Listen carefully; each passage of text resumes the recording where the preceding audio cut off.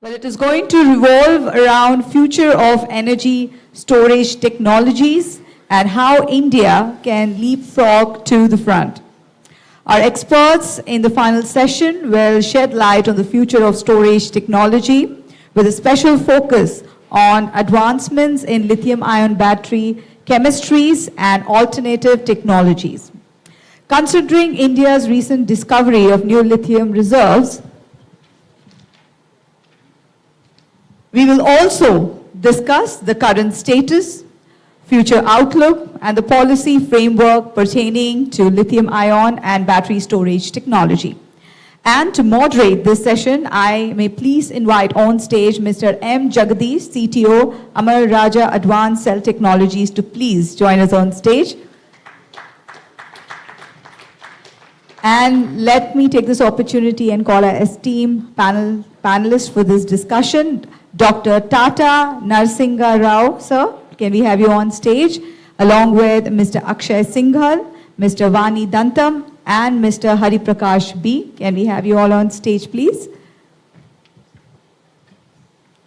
Come on, we can give them a huge round of applause. Let us feel all alive. This is the last panel discussion.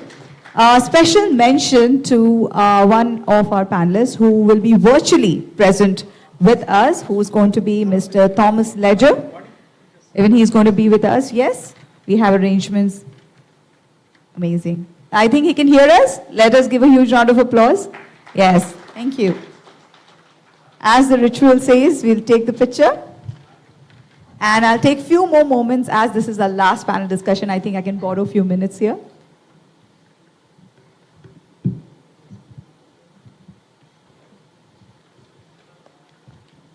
All right, ladies and gentlemen, a few moments here. Dr. Tata Narsingha Rao is the current director, ARCI. He joined ARCI in 2003 as a senior scientist. In addition, he is also professor in IIT Hyderabad.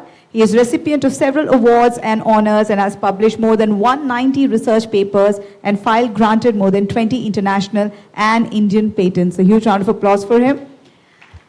We have with us Mr. Akshay Singhal, is the founder of CEO of Log9 Materials. He stands to solve the pressing global issue of climate change with the power of nanotechnology and innovation. He has spearheaded Log9 to make it a significant player in the EV battery space. We welcome you, sir. We have with us Mr. Vani Kumar Dantam, is the COO of Nextech Batteries, is a global executive with 40 plus years of experience in energy and transportation industry. He recently managed to multi-gigawatt lithium-ion battery plant project in India. Welcome, sir. We also have with us Dr. Hari Prakash, who is the CTO of Godi Energy India. He received his doctoral degree in the electrochemistry from Indian Institute of Science, Bangalore. He has 10 patents to his credit and published more than 20 research papers in peer-reviewed international journals. He has about 25 years of experience and in rechargeable battery science and technology. We welcome you, sir. And last but of course not the least, we have Thomas Ledger along with us, principal of FEV Consulting and heads the propulsion system strategies with focus on e-mobility, powertrain, battery technology, business and product strategies. So over to you, sir. Thank you. Good afternoon and welcome to the last session for the day. I hope you still have the energy to listen to these storage battery technologies. I will take off from, the topic for today is for this session is the future of energy storage technologies and how India can leapfrog to the front. To set the context, I will take off from the slide that Professor Sagar Mitra has given us during the keynote address, wherein he talked about the future of storage technologies, and where he talked about what are the present technologies and what are likely to be in the next 5 years and after 2028. So if you see, you would have seen there that present storage technologies, he's talked about lead acid, lithium ion, and nickel metal hydride. So, which means that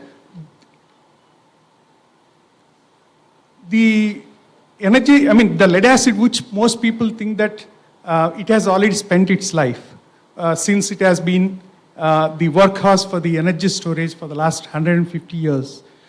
People think that it has already come to the end of the lead acid storage story. But if you see, if we analyze where India stands now on the manufacturing front of lead acid batteries, while the technology is 150 years old, the manufacturing is 70 years old in India, but you can say that even Vijay was mentioning in his in the previous session, saying that we have actually achieved the Atmanirbhar in lead acid industry.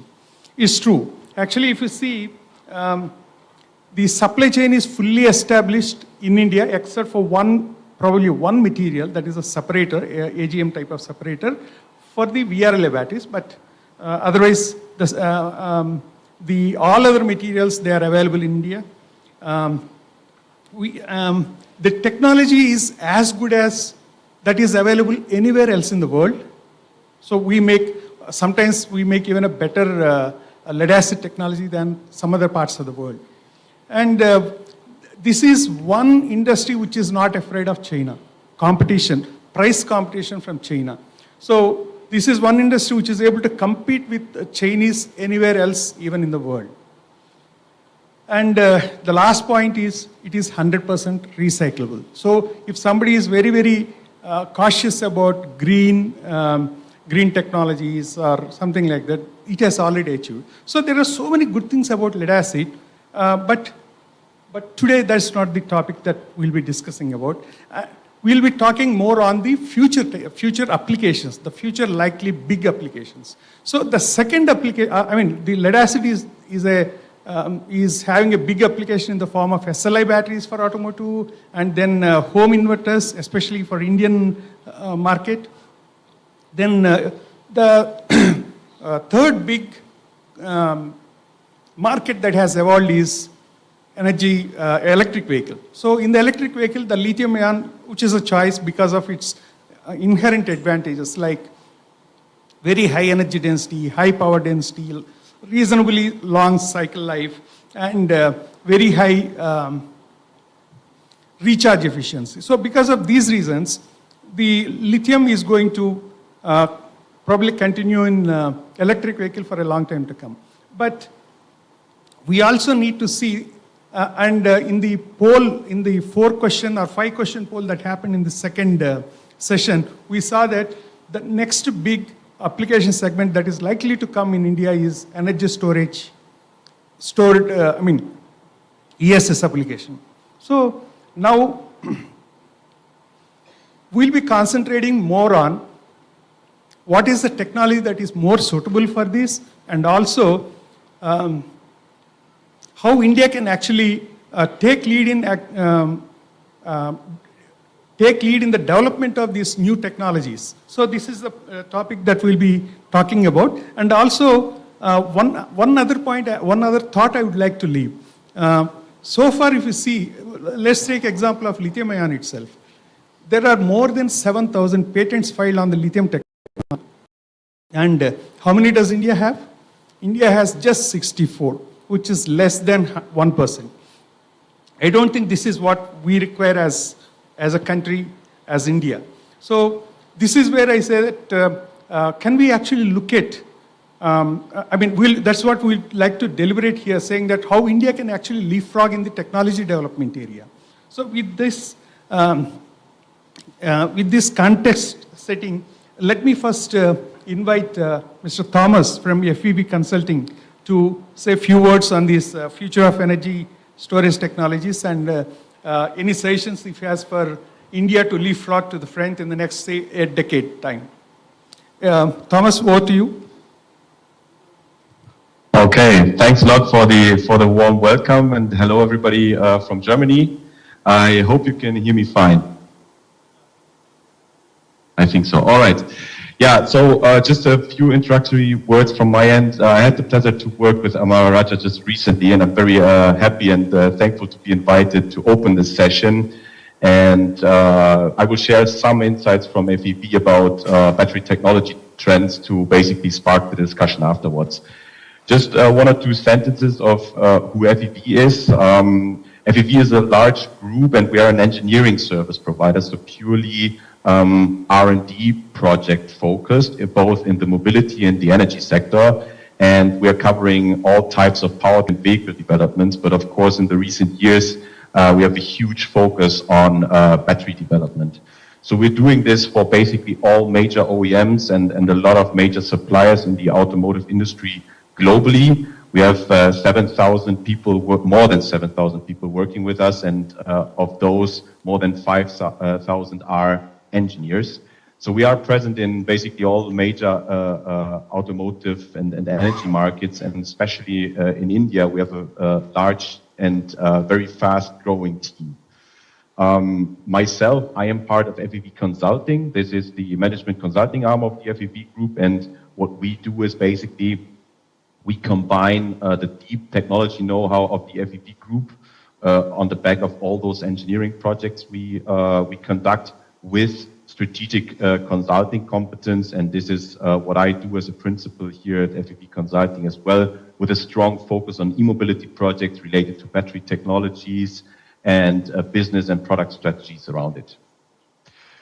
Okay, so what I will do in the following few minutes, and I'm trying to keep it short, I could talk for hours about this exciting topic, is I will share some views on how we see the main trends in the lithium-ion battery technology area, and then maybe what we think follows beyond lithium-ion, and as a third point, some views on how India might move to the forefront of battery technology development. Starting with the first topic, trends in lithium-ion.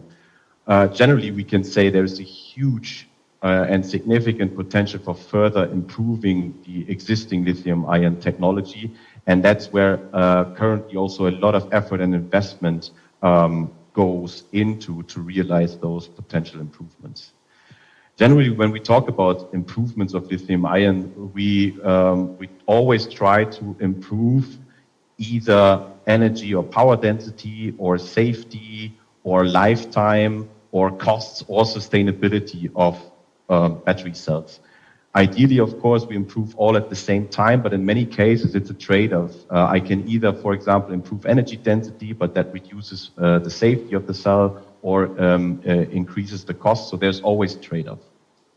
Now, if we look at today's chemistries, basically we have on the cathode side, we have NMC and LFP being the major chemistries used in the mobility sector. Now, NMC has high energy density, but some challenges on the safety and lifetime side, whereas LFP is the more robust choice, also lower cost, but has some challenges, especially on the energy density. So these are the two buckets today.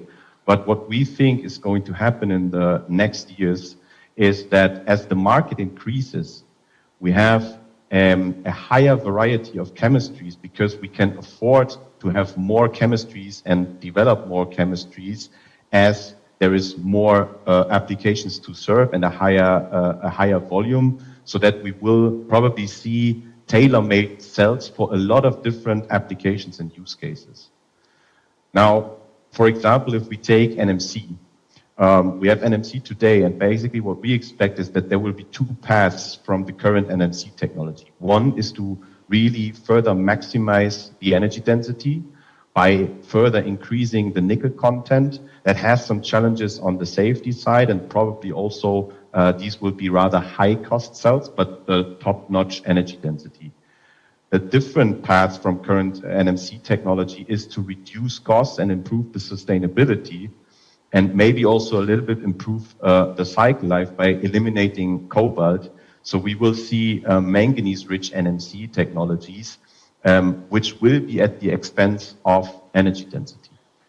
Now, if we look on the current LFP technology, so there is also basically a variety of paths you can take. Further optimize the LFP, especially on the anode side, to further decrease cost and optimize slightly some of the properties of current cells. but then there's a huge trend to overcome the downside of LFP, which is today the energy density. For example, to slightly change the cathode material, add manganese towards LMFP. So that would improve the energy density, but probably increases a little bit of costs. So what we will see is a large variety, and there's good applications for each of those cathode chemistries. And then, of course, on the anode, there's a lot to be improved as well, increasing silicon content to increase energy density and so on. Now, this is for the chemistries. Then we have the cell design itself. And here there's a lot of improvements ongoing as well, reducing the passive materials to improve cost and energy density, also to optimize the cell design in terms of improving the heat rejection. This is to further increase the power density, for example, to enable fast charging. And last but not least, we have all the production processes. And basically, there's a lot of innovation going towards reducing further the costs in the production processes and also reduce the carbon footprint in production by introducing dry coating, improved welding processes, and so on. So, in a nutshell, there's a lot to be done in the lithium-ion technology space with significant improvement in potential. So what we expect is that lithium-ion in the mobility sector will stay the dominant technology throughout 2030. However, if we look a little bit beyond the, let's say, current lithium-ion technology, there is definitely two major trends to be stated. First of all, solid-state technology, which is still lithium-ion, but with a solid electrolyte. And here there is huge potential for further improvements, especially on the energy density side, also fast charging and high temperature operation with higher and increased safety. The challenges are still quite huge to actually make it work, and lifetime will be a major issue. And even if we overcome these, solid-state batteries are probably more costly, more expensive than compared to current lithium-ion technologies.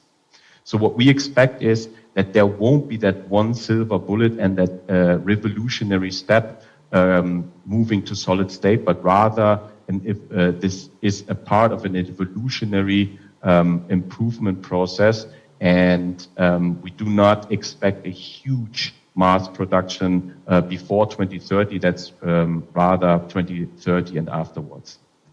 Now, the second future technology to be mentioned, especially in the context of Indian applications, is sodium-ion. Why is that the case? The advantages of sodium-ion is that we have even lower costs compared to LFP. Have a even higher safety and a potentially very wide operation temperature range, both on the lower and the higher temperature end. The key challenge, of course, compared to current lithium-ion is that sodium-ion has a lower energy density. So the question is, how far can that be improved and then industrialized to go into more and more segments? So overall, what we can say and what we expect on the sodium-ion side is that it is a very interesting technology for, let's say, entry-level and cost-sensitive applications where maybe energy density is not as critical as in some other applications. So, in fact, that is definitely an interesting technology for any stationary applications, as they have been mentioned already, and also in the 2-3-wheeler segment, but even in the passenger car segment, in the entry-level passenger car segment, if energy density can be pushed to its limits, it will become a realistic application and very interesting to see where this goes. We do expect first introductions mostly pushed by the Chinese cell manufacturers soon, and a larger introduction might be happening in the second half of the 2020s. So this is it about, a very rough view on how technologies evolve. When it comes to how can India move to the forefront of all those battery technology developments, I think there is basically 3 pillars. On the first pillar of how to move and be excellent in R&D, in battery R&D, is definitely having a cutting-edge education system to build a large amount of excellent talents. And I think here there's already a long way gone, but that can be improved further and further. And then the second pillar is really when it comes to research, a model of non-competitive research. This is a widely used framework all around in the automotive industry globally, and it's a very successful one. So non-competitive research means that for early stage research, there is a collaborative approach between industry players, academia, and science, where everybody basically chips in talent, know-how, capabilities, and also funding.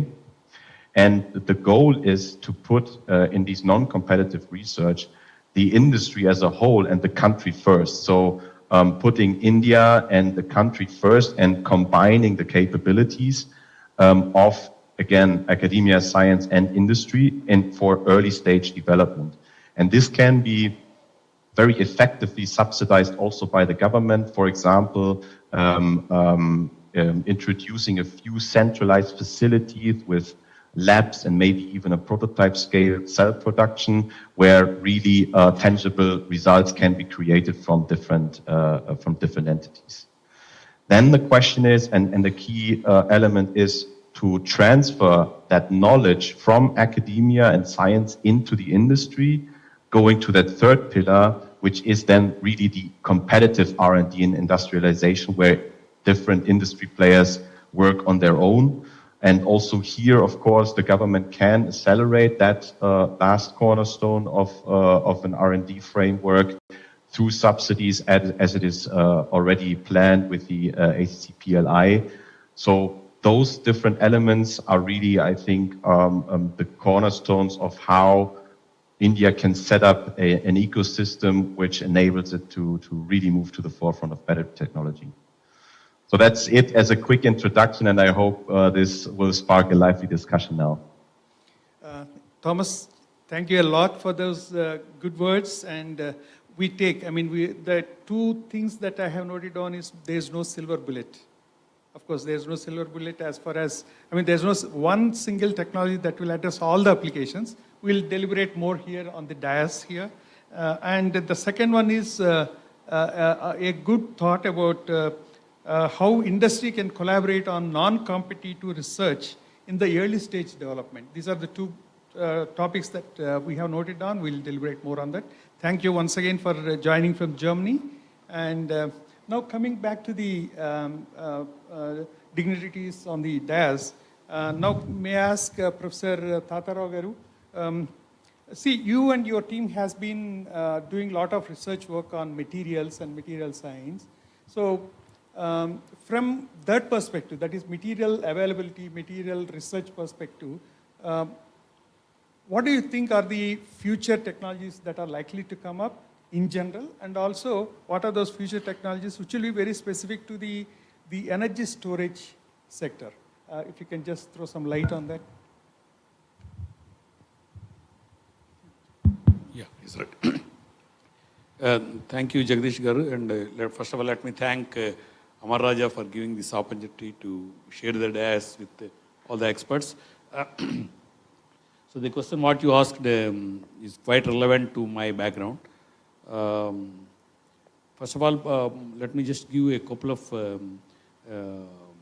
statements what we do and then how we work, so that will be directly linking to your question, and part of the answer will be in that itself. So we at ARC, being a government institute, we do the translational material research. We start with very fundamental stuff of whether it's a process innovation or a product innovation. Mostly it is process innovation because there are a bunch of materials, especially two materials, NMC and LFP. They are ruling the lithium-ion battery chemistry. So we focus on these two materials, but to get the innovation, process innovation. Otherwise, you cannot give the technology to any company.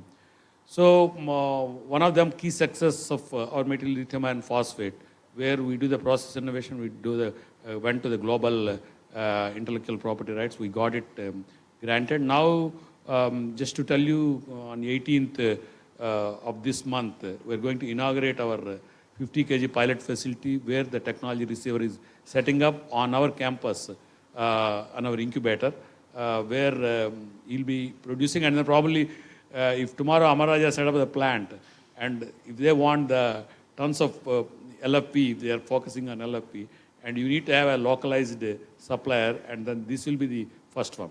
So that is the background of how we work. And following that, NMC we are working on LTO. We already have fully matured technology with global patenting. If someone tomorrow starts like Log9 and already they're Log9, and then the supply chain problems will not be there, and the same company is going to set up another facility to mass produce this one. Now, what is not discussed so far, and what may not be discussed by others also, because I was traveling last 1.5 hours with Mr. Sinha, who is the advisor to Niti Aayog, and then we were sharing some thoughts. So first thing is, people are talking about lithium mines are there in the country, like Kashmir and Madhya Pradesh. And having lithium mines, it doesn't mean that we have lithium here. And you need to have the extraction technology of lithium, whether it's a brain, mostly in India it is a rock, pseudomine type. And then you hardly have few percent of the lithium. And then extraction of the lithium in the form of lithium carbonate or lithium hydroxide with high purity that is suitable and be qualified for a lithium battery what you make. And that is a big challenge. So just don't get away with the statement that we have lithium so we can do nothing. It's not so easy. So in India, that technology is not matured. There's not even, some institutes are working. So what we are doing is I'm also an exempt faculty in IIT Hyderabad for the metallurgy materials division. So we are starting a small group where you start from the rock to the lithium carbonate or lithium hydroxide with the quality of a battery grade and test at our institute where we can go up to the device level and see whether it is meeting the benchmark property of an imported one. So that is what is the need of the hour for you to take the present lithium-ion technology way forward.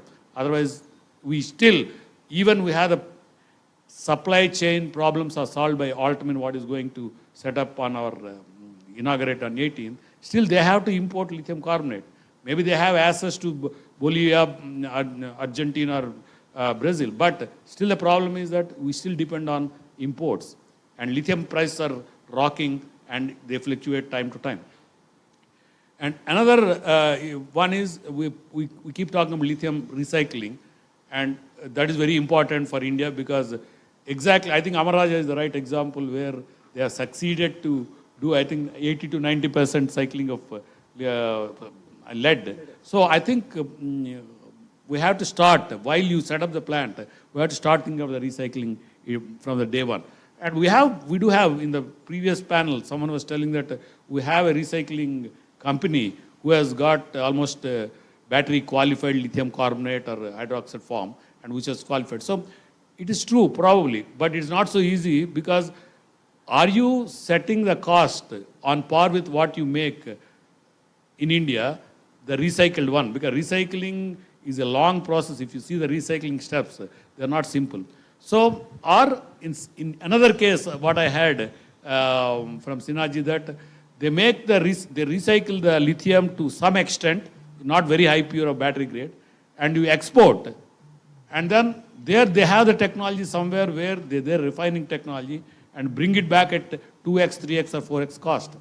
So, always we miss the gap of the top few percent, which makes the difference from the global competitiveness, and that has to be built. That will be built in the R&D because the challenge here is that also that how to make the manpower building and skill development and the excellence of the students itself so that they can fill these gaps. So these are some of the challenges we have to do. And the other one already, Sagar Mitra, my friend, he showed one slide, what are the futuristic ones. And some of the things what I feel is that in the lithium category, lithium manganese oxide is the best one because you don't have cobalt and manganese available in India. But the problem is you have to again play with the science to stabilize the manganese into that so that it doesn't leach out due to John-Taylor distortion. That is one challenge. And another one is lithium sulfur batteries, which is the best material for high energy applications, even for the aviation industry for the future to come. But the challenges are crossing of the polysulfides across, and then people have been, even we have a lot of publication, and one of the students, my students working with Amaraja, he worked actually his thesis on lithium sulfur. But what is possible is now my previous speaker is talking about solid electrolytes. I think solid electrolytes makes big sense for lithium sulfur batteries, because once you have the solid, there is no crossover of the polysulfides. But it's not so easy. Whoever talks about lithium solid electrolytes, solid electrolyte should be as thin as possible, your electrolyte, so that the diffusion lengths will come down, and as dense as possible, so that you don't have the scattering of lithium. So these are the two challenges, again connected to the basic fundamental stuff. So one I said LMFO, and then second recycling, and third lithium sulfur batteries with the solid electrolyte. And these are things. And sodium ion, of course, is already reached. You have Faradion, Reliance company, the UK company Reliance bought it, and CATL, who is supplying to BYD. These are all available on par with LFP. Of course, as Sagar Mitra said, that temperature sensitivity has to improve. But today, we are at the stage of LFP, which can be used for three-wheelers and two-wheelers without any hesitations. So we have to really work on a leapfrog scale to get into the sodium ion battery, and then that makes sense for India, as my previous panel said. I think with this, I'll stop, because other experts are there who can talk better about the other things. Thanks a lot. Thank you very much, Professor. So I'll quickly get on to Akshay. Akshay, you have been one of the pioneers in working on graphene materials and working on AFC, aluminum fuel cells, LTO, LFP, those things. So since you have so much wide variety of working on different materials, different chemistries, and different technologies, so what's your take on the future of this energy storage technology, both in terms of electric vehicle and also for the energy storage application, which people believe that will be the biggest application going forward? Right. No, thanks, Sridhar. Thanks for bringing me on this panel. So I think one of the key challenges when we look at it in the Indian ecosystem is the lack of fearless research, or the ability to do fearless R&D in the Indian ecosystem. That's the reason we always play a catch-up game across multiple technologies, and we always say that, okay, we are late to the party and now we have to be dependent on some other country, or for supply chain, or for the technology, or for the materials, or the talent. Right? And I think that's one approach that Log9 has taken, is that when it in our analysis, when something seems relevant and something seems that we should be going ahead and developing the technology, we have developed that. And we are not feared by that, okay, if we have to kind of leave some development behind. One thing that we've always seen is that whatever research we do, whatever development we do, it will help us improve something further, better tomorrow in a new technology domain that we're going forward with. So research never goes to waste. Either it leads to talent development, either it leads to some technology developed over here, or process developed here being utilized in technologies going forward that might come in. Now, so that's the approach of research and R&D that we at least have taken. Talking about what technologies would be relevant or not relevant, I think one of the key things in the Indian ecosystem is cost, right? And the way we define cost in the battery domain is dollar per kilowatt hour. I would extend that equation further to take it to dollar per kilowatt hour per year, right? Which includes the whole aspect of time to this equation, in the sense of the cost of time for a consumer using the vehicle or using that battery asset, whether it's in the form of charging time or anything like that, and the lifespan of that technology going out in the market. How long can the technology really live? And because life will also have an impact of what is the real dollar per kilowatt hour, because how many kilowatt hours can you really process with the technology? So if you look at this equation, different domains and different applications will have different level of tolerance when it comes to the cost or the energy capacity or the lifespan required. And that's the reason why we say, and many panelists have spoken about it, that there cannot be a one winner take all kind of a technology which will suffice for all applications. So old, new, and future technologies will always have a play as a mix in this game. One thing which is very important to understand is that no matter whether it's a lithium technology, whether it is, even when you guys have brought in lead acid technology in the past, or the new technology that will come up, it will be very, very important to tropicalize these technologies as per the Indian context. And that is where India can really take a lead in terms of developing the form factors, the processing technologies, the formulations, and the chemistries, which are very, very suitable for the tropical world. And what we tend to forget is 2/3 of the world population lives in the tropical belt across India, Southeast Asia, Africa, Middle East, Latin America, this entire belt. So if we are at least taking a lead in developing technologies that are relevant for this part of the world, we are not missed the bus. We are not late. We can be still pioneers and leaders in providing these technologies across the entire global south and still emerge as a large, not just consumer, but also manufacturer of these technologies that are relevant over here. So I think that's the approach that I would request everybody or recommend everybody to take in terms of when we're talking about what technology should come in, how should we think about the cost, lifespan, and energy capacity, and how should we have an approach towards R&D in general. Thank you, Akshay, for those interesting thoughts. Now I'll move on to Vani Dantam.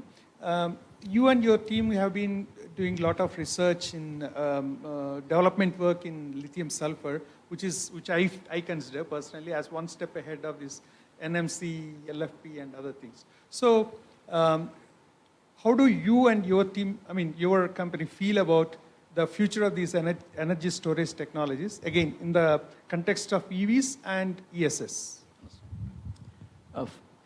First of all, I want to thank Amar Raja for inviting me to be part of this gathering. Very pleased to be here. And I also want to share a couple of details about myself.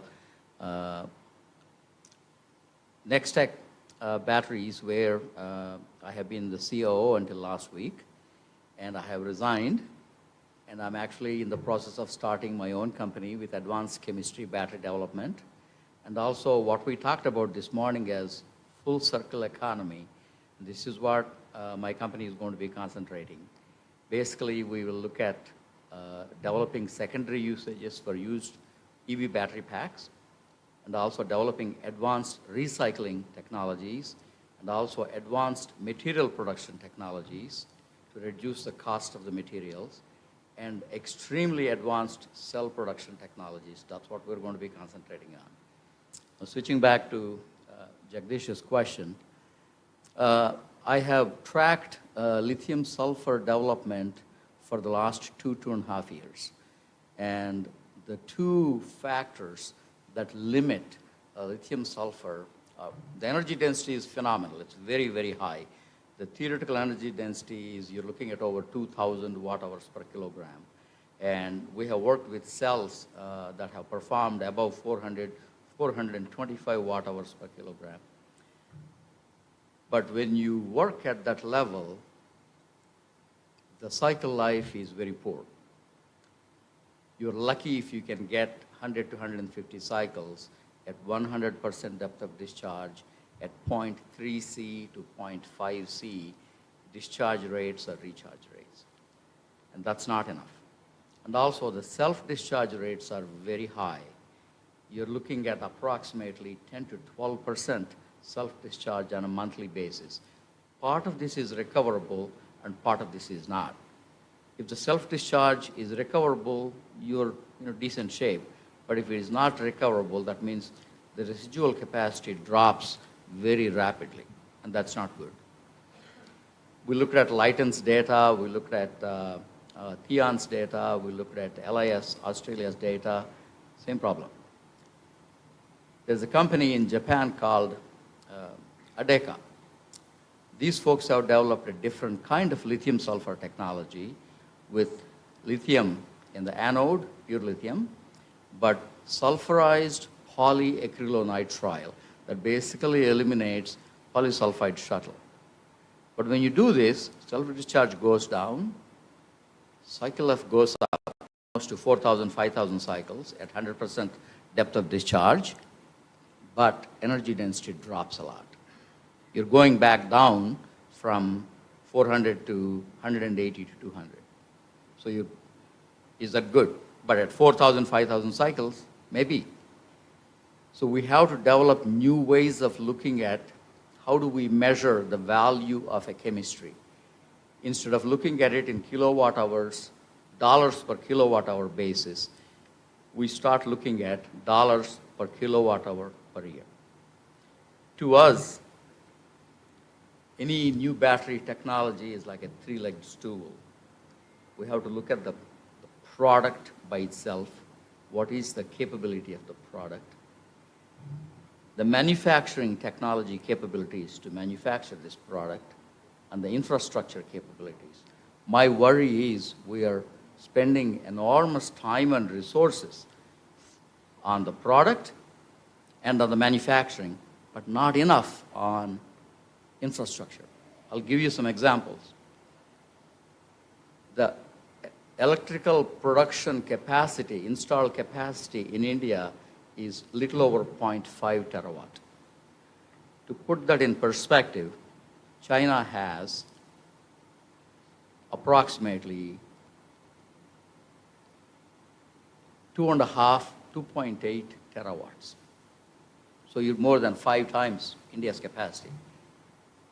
United States has 1.2 terawatts installed capacity. Entire European Union has 1.2 terawatts.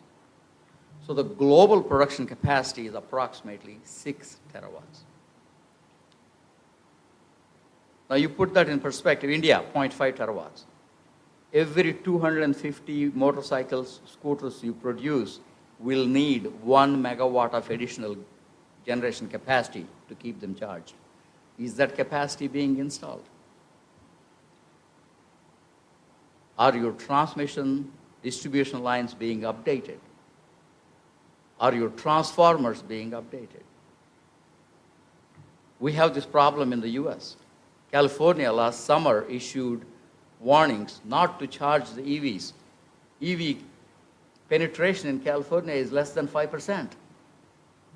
And because the load on the energy production is so high because of consumption for air conditioning, they did not want EV owners to charge the EVs. So we have to think about these things. How much additional capacity do we need? Then when we go to product capabilities, we're looking at materials. How much carbon footprint today's NMC, LFP batteries create? I'll give you some examples here specific to Tesla. A Tesla battery pack that goes into Model S has 350 liters of volume. Out of this, only 33% of the volume is occupied by EV cells. That means 67% of the volume is non-productive. Why? Because the battery is only spec'd for 45 degrees Celsius temperature usage. That won't work in India. So you have 60% plus volume is occupied by thermal management system. Now, if you increase the temperature capability, let's say you have NMC, very high energy density, but I go to 150 watt-hour energy density, but I increase my temperature capability to 75 degrees Celsius. That means I don't need so much volume dedicated to thermal management system. So I can actually have much higher energy in the same size pack because less volume will be occupied by thermal management system. So you have to look at it as a total system. Then how much carbon footprint does my manufacturing create? So how many miles do I have to drive my vehicle before it becomes carbon neutral? So all these things we have to think through. And obviously material cost. Can we design nickel out, cobalt out, manganese out, because all these have higher carbon footprint and high cost items. Can we reduce the amount of lithium? So what we see is ultimately in future, all the grid systems will become most likely non-lithium based systems. This is what we're thinking. Or they will become users of secondary usage automotive packs because specifications for failure are different for grid systems and for automotive systems. I would consider automotive pack a failure if the residual capacity drops to 80 to 75%. But the capacity has to drop to 50% in a grid system before it's failure.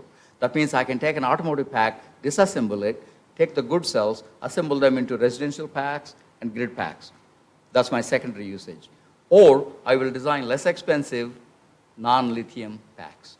Because I'm not worried about footprint for my grid packs. It's important for my automotive packs. and then recycle the bad cells. Also, learn to produce materials. At the current rate of usage, we will run out of lithium on Earth by 2050, unless we learn to recycle. Or unless we learn to extract lithium from ocean water. We're working with an Israeli company. This is an Israeli ocean water desalination plant. And the scrap from the plant is, that I can use it to extract lithium. We're just looking at that right now. How can we do it? Can we do it economically? So there are possibilities to extend the lithium supply.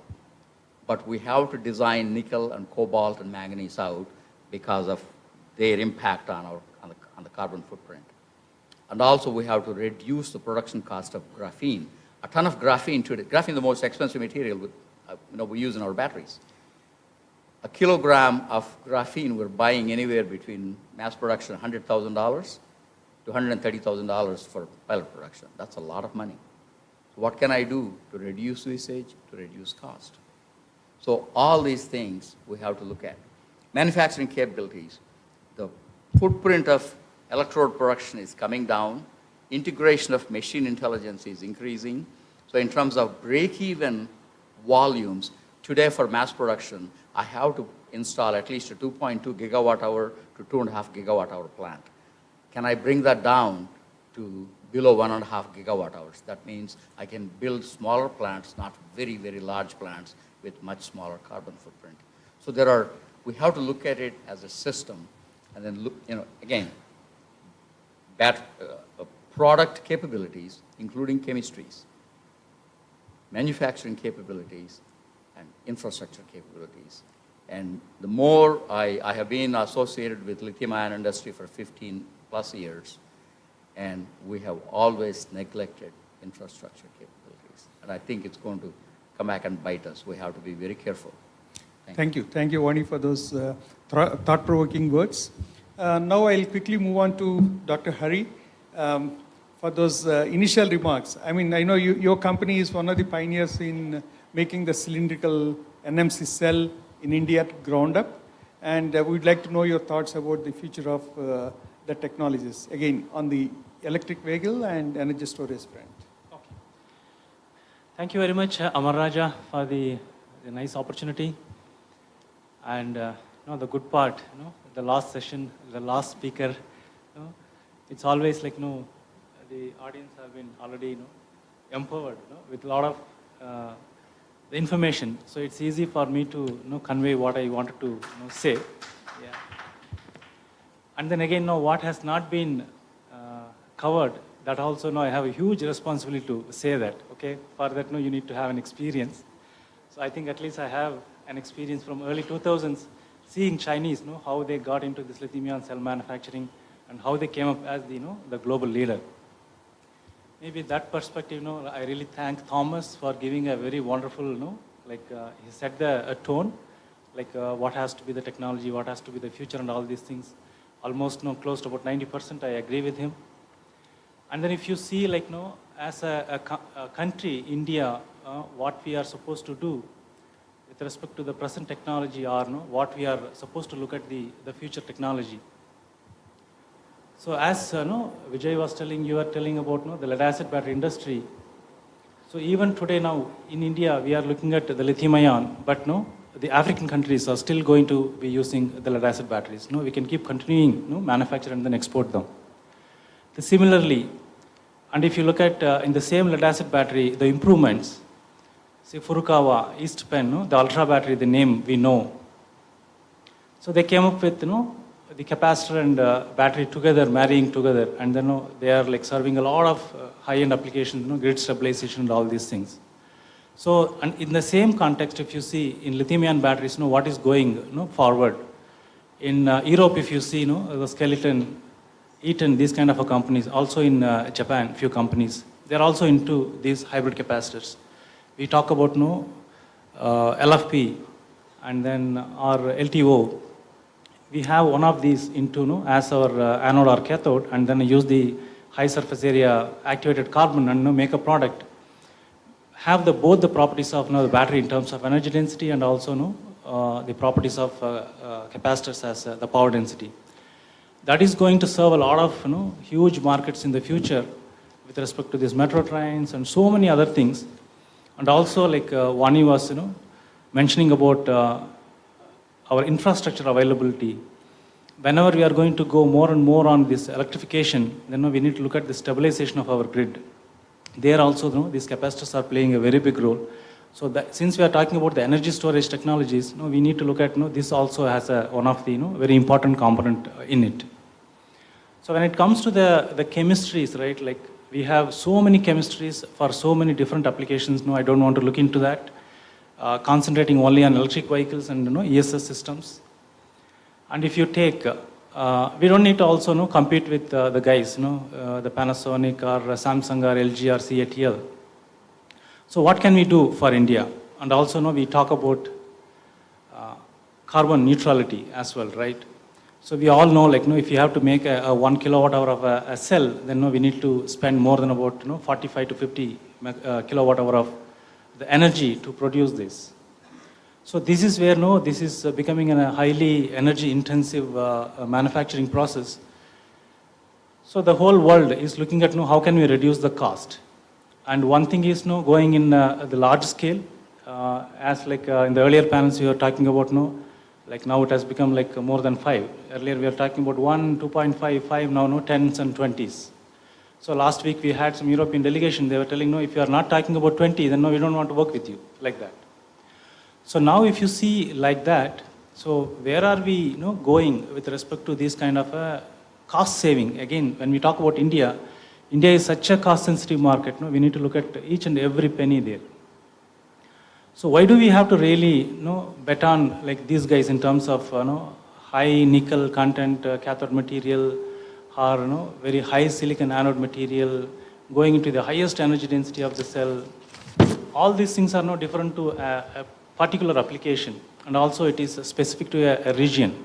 If it is for Europe or for Japan, like that, like where the temperatures are low, then we can really look into it. But for India, what do we need? So as my friend Dr. Sagar Mitra said in the morning, if we have something like 532 or 622 that can give the double the cycle life performance and the stability for a tropical country like us, why don't we have to look into NMC 811, for example, or even 9XX?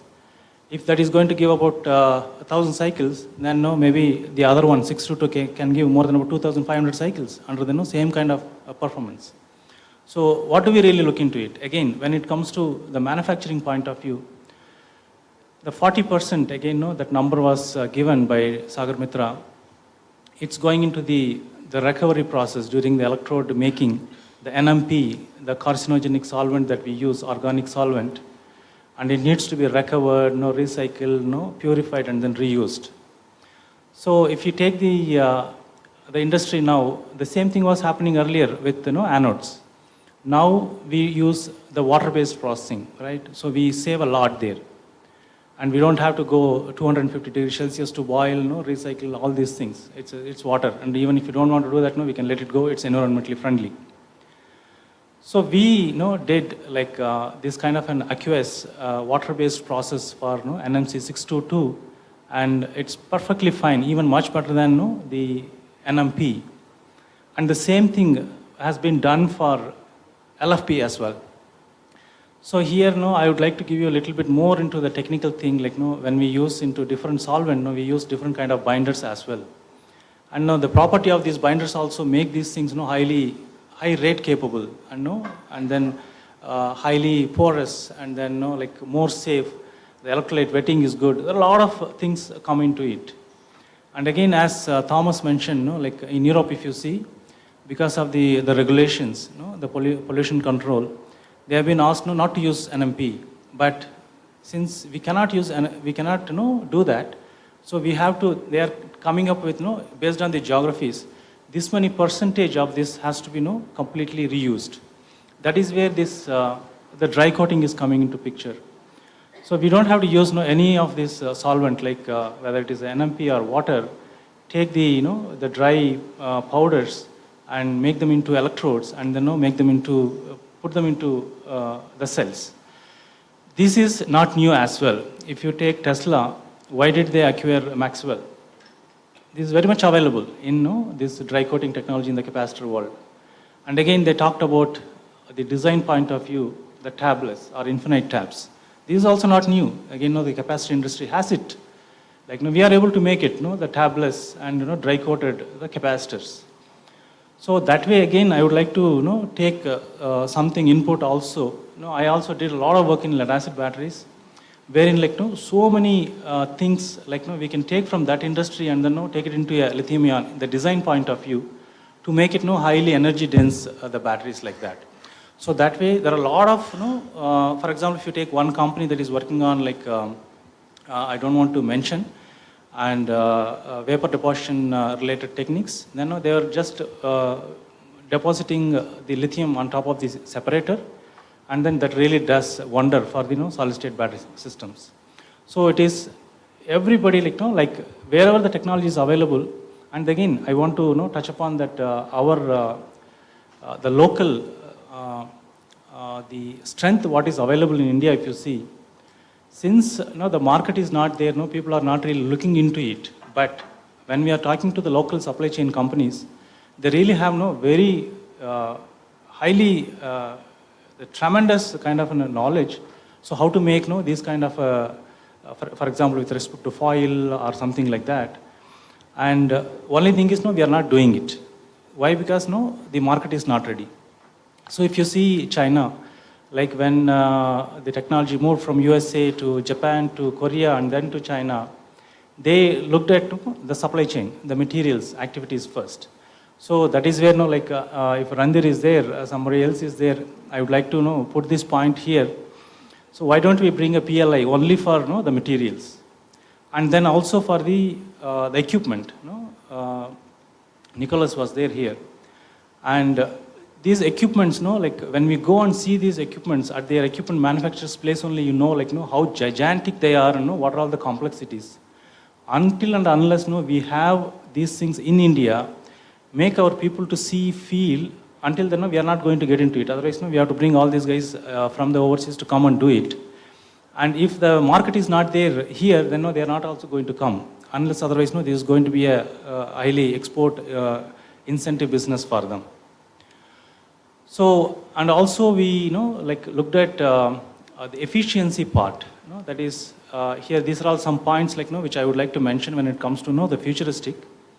So when we talk to some people, I don't want to mention again the name, only one company throughout the world, they have expertised these equipments to get the throughput of 95%, nowhere else. This is all because of it started from 5-10 ppm, parts per minute, we say, 15 to 30, 120, 200, 300, now 400 ppm per minute, right?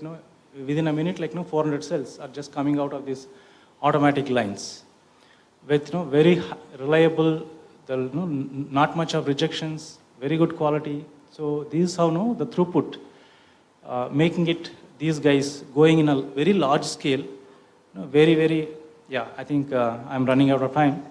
I'm sorry, I'll finish it quickly, since I have to also touch upon what is going to be the next generation. So when you talk about what we are going to talk about the next generation, what I would like to really don't have to think about what is next generation. Today, if you are able to make a next generation lithium-ion cell, that itself is really big, for which it is going to take about 3 to 4 years for us.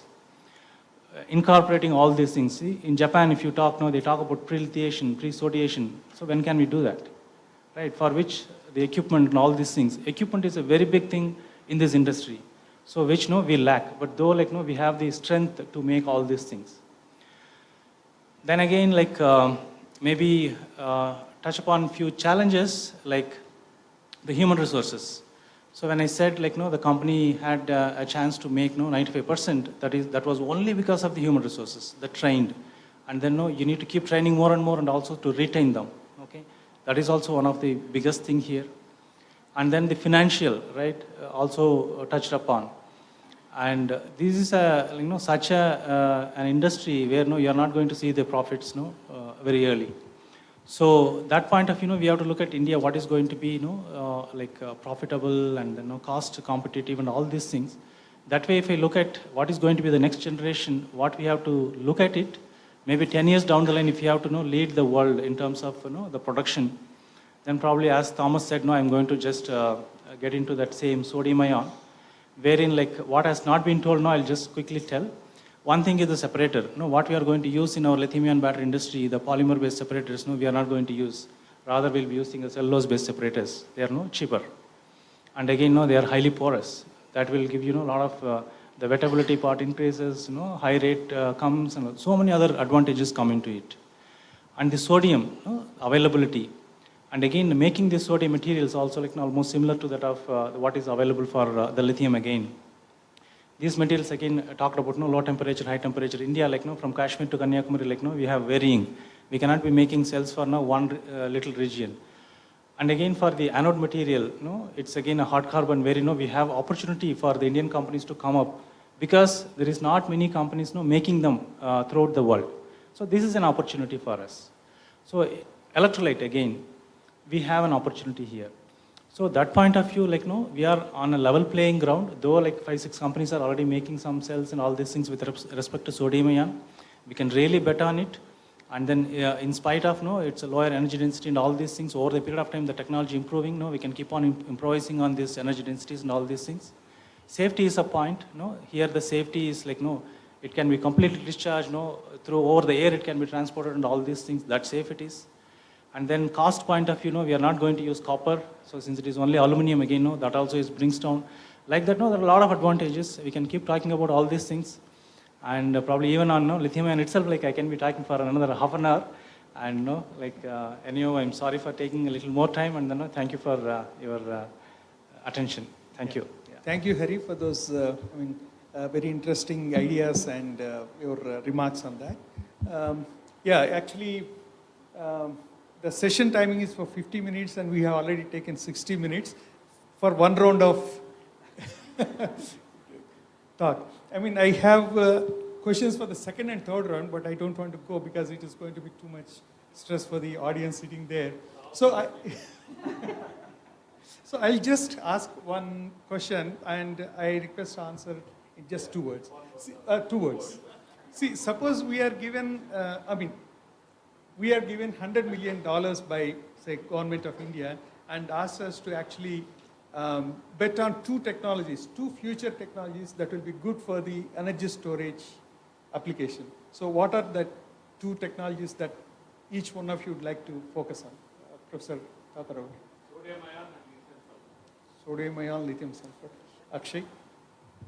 Yeah, my answer would be the same as well. Okay. If the applications are energy storage, sodium ion. Yep. One. No second. Sodium ion. So maybe after seeing how the world is moving, I would take a bet on a dry coating with lithium ion.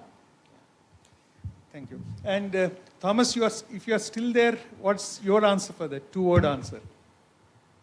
I agree. 2 words, sodium ion. Thank you. So the unanimous answer is the sodium ion, and the second one could be lithium sulfur. Thank you so much. And maybe we'll just have one question from the audience, if at all. If somebody is still having energy to ask question. Yes, I think there's a lot of energy. There's a Still, lot of energy. I can already see a couple of gentlemen raising their hands. We'll take one because of the time constraint. Apologies. Thank you very much. Since the unanimous opinion is about sodium ion, what is Amar Raja's program?